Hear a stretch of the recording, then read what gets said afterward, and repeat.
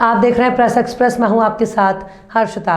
पूर्व महाराष्ट्र के मुख्यमंत्री पृथ्वीराज चौहान ने कहा कि राज्य सरकार पहले सेशन ही विभाजित करने वाले मुद्दे हैं। विदर्भ के कई मुद्दे हैं, उस पर महाराष्ट्र की सरकार की तरफ से ध्यान नहीं दिया जा रहा है। अभी भी समय है, सभी मुद्दों पर सरकार चर्चा कर आने वाले अधिवेशन का जो भी समय बचा है उसमें देखिए और क्या कहा पृथ्वीराज चौहान ने।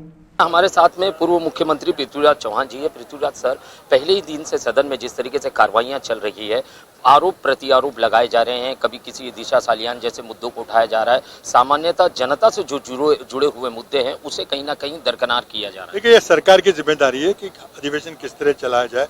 हमारी पहली मांग थी कि विदर्भ का 2 साल के बाद होने वाला अधिवेशन है कीबान कम से कम 3 हफ्ते तक चलाया जाए, लेकिन सरकार ने सिर्फ 2 हफ्ते का कार्यक्रम घोषित किया है।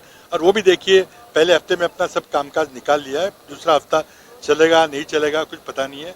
और फालतू में ऐसे विभाजित करने वाले मुद्दे उठाए जा रहे हैं। अब अधिवेशन सुचारू तरीके से चलाने की जिम्मेदारी तो सरकार की है।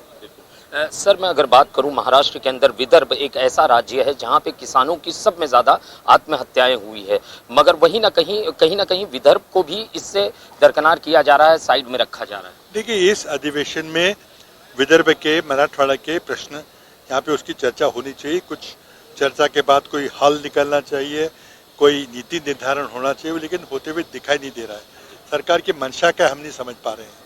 लेकिन मैं कह रहा हूँ कि अभी भी 5 दिन का समय है, अभी भी अधिवेशन को सुचारू तरीके से चलाया जा सकता है। विदर्भ के मुद्दों को अहमियता दे सकते हैं। हमारी इंडस्ट्रियल बैकवर्डनेस का सवाल है, किसानों के आत्महत्या का सवाल है, संतरे की कीमतों का सवाल है, धान को बोनस देने की बात है, कई सारे मुद्दे हैं, लेकिन गंभीरता से कोई चर्चा ही नहीं हो पा रही। सर, आखिरी सवाल, सीमा विवाद के ऊपर जिस तरीके से तलवारें खिंची हुई है, दोनों तरफ, कर्नाटक लिया जाए या महाराष्ट्र लिया जाए, मगर वहां पे कहीं ना कहीं सत्ता पक्ष जो है महाराष्ट्र के अंदर कुछ शांत नजर आ रही है, क्या वजह लगती है? अब देखिए, आप सब देख रहे हैं जिस तरह से कर्नाटक का सत्ता पक्ष उकसाऊ, भड़काऊ वक्तव्य कर रहा है, रेजोल्यूशन पारित कर रहा है, महाराष्ट्र सरकार चुप्पे से सब सुन रही है। इसलिए हमने सुबह हाउस में ये प्रश्न उठाया था, तो सरकार ने हमें आश्वासित किया है कि हम एक जॉइंट रेजोल्यूशन, सभी सदन की ओर से एक रेजोल्यूशन लाने की कोशिश करेंगे। उसका हम इंतजार कर रहे हैं। लेकिन मैं समझता हूँ कि रेजोल्यूशन से सिर्फ काम नहीं चलेगा।